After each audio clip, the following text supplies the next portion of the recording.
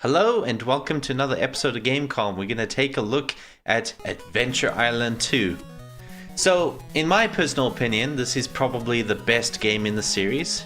And it's kind of weird that not a lot of people talk about this game. And the reason why that's strange is because everyone keeps talking about, Adventure Island 1, Super Adventure Island on the Super Nintendo, and even Super Adventure Island 2 on the Super Nintendo, which is a less than stellar game in my opinion. But the thing that I really like about this game is how it expands on the original Adventure Island series. Now, for those that don't know, Adventure Island started off as a sort of a clone, in fact an exact clone, to a game series called Wonder Boy. Wonder Boy was originally an arcade game that got a port on the Sega SG-1000, and eventually I think it got a Master System update. And they look exactly the same, but the thing about Adventure Island 1 and Wonder Boy is that I don't find those games to be particularly fun, mostly because of the really strange physics and controls. For instance, in Adventure Island, you play as Master Higgins, this little weird island boy with wearing a weird baseball cap. When you jump, he doesn't jump very high unless he's running. Then he can jump really high, which doesn't make a lot of sense to me. I mean, how does horizontal momentum contribute to vertical jumping height? It's just, to me, that's just really weird. So in Adventure Island 2, they fixed this issue that I had with the game. Adventure Island 2 also added a ton of features that the first game didn't have. In fact, the first game I found to be very repetitive.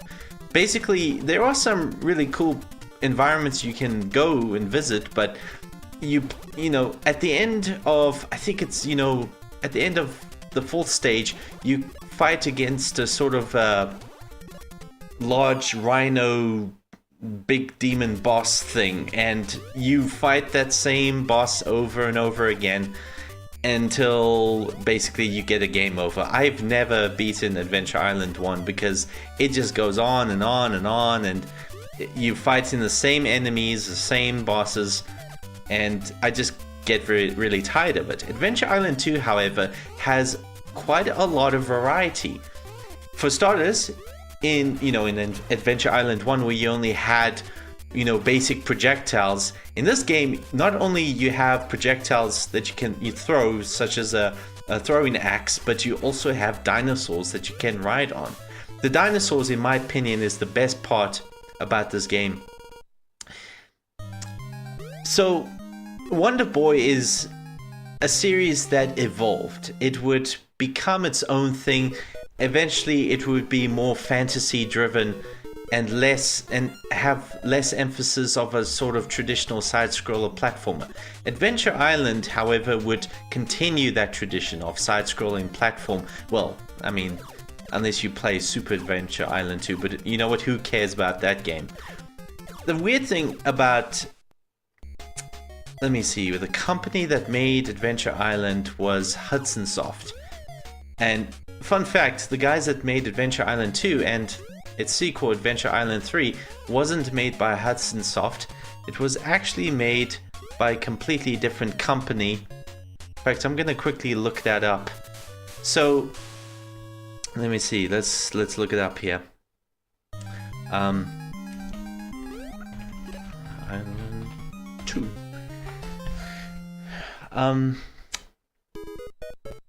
So yeah, Hudson Soft, they keep re-releasing newer versions of Adventure Island, particularly with, there's a PS2 port where they had, sort of a 2.5D game going on there, 3D graphics with 2D gameplay, but a lot of people generally don't like that game. And I'm very disappointed that that's all that Hudson Soft keeps doing with this franchise. They keep repeating the first game over and over and over again. It's really annoying. Adventure Island 2 is the only game that actually expanded and added so many more features. Alright, so I've got the page Wikipedia page. It says that Adventure Island 2 developed by Now Production. And Now Production, they're for some reason not very well known. And I can kind of see why, because they've made a whole bunch of sort of average games. They're, according to this, they're responsible to the Sonic Adventure DX port, you know, the GameCube port, which, yeah, you know, it's not really an improvement over the Dreamcast version.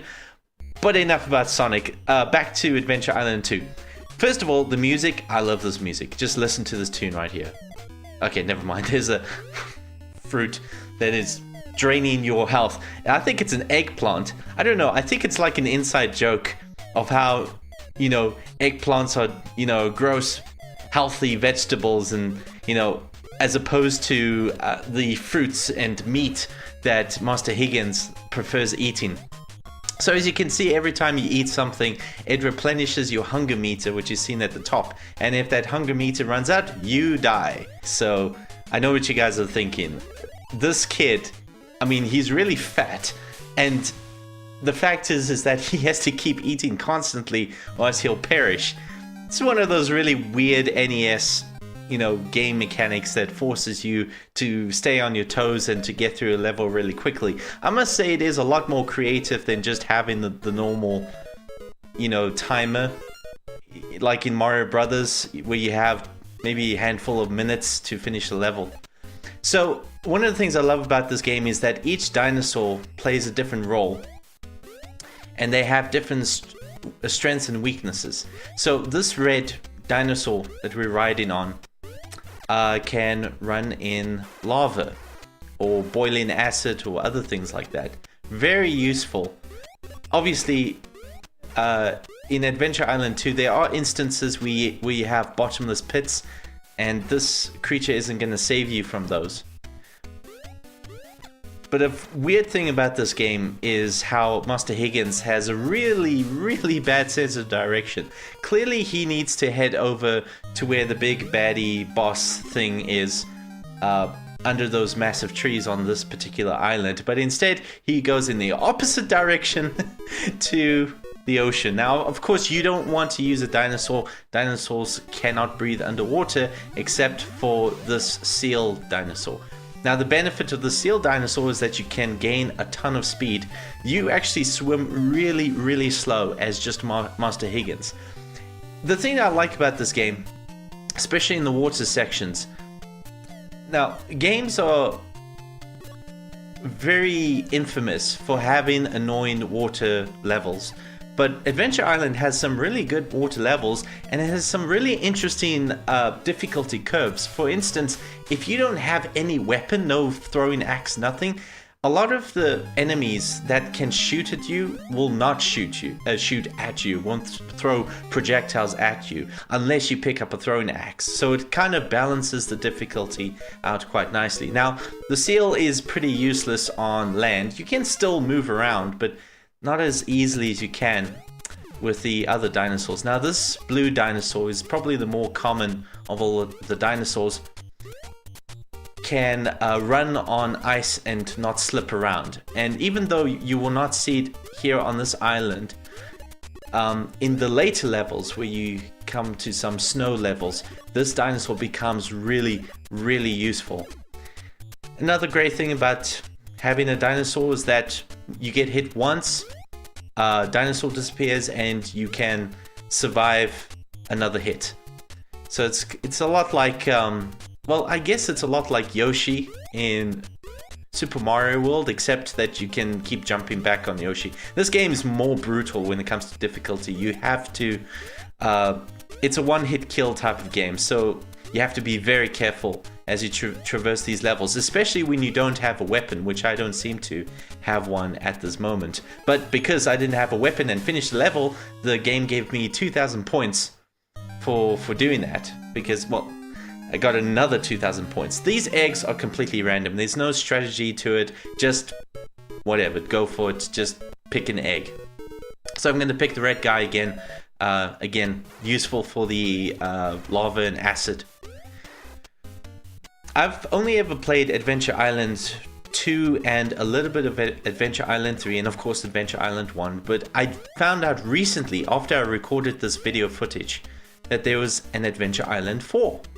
It was created by the same people, the same company, Now Production, but it does look a bit different, so I'm gonna check it out after I upload this video and see if it's any good, and hopefully it will be, because I'm a huge fan of this game. It's one of the most underrated NES games ever out there. I don't know why I keep avoiding these little purple things. I only now realize, oh, you can kill them. So, you know, I need to learn to experiment. So Hudson Soft is a really strange company.